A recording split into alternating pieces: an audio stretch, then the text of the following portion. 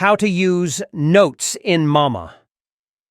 To toggle your Notes list open, in the bottom right-hand corner, click Notes. A pop-up will appear.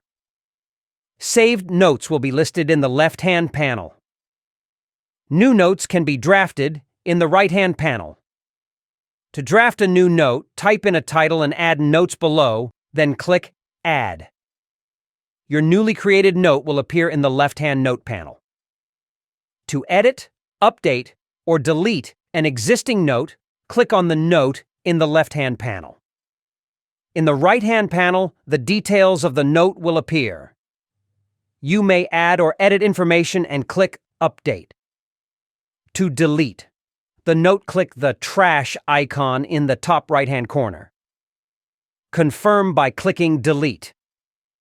To expand to full screen or reduce to the panel window, click the Expand Reduce icon. When viewing an existing note, you can create a new note by clicking the plus symbol.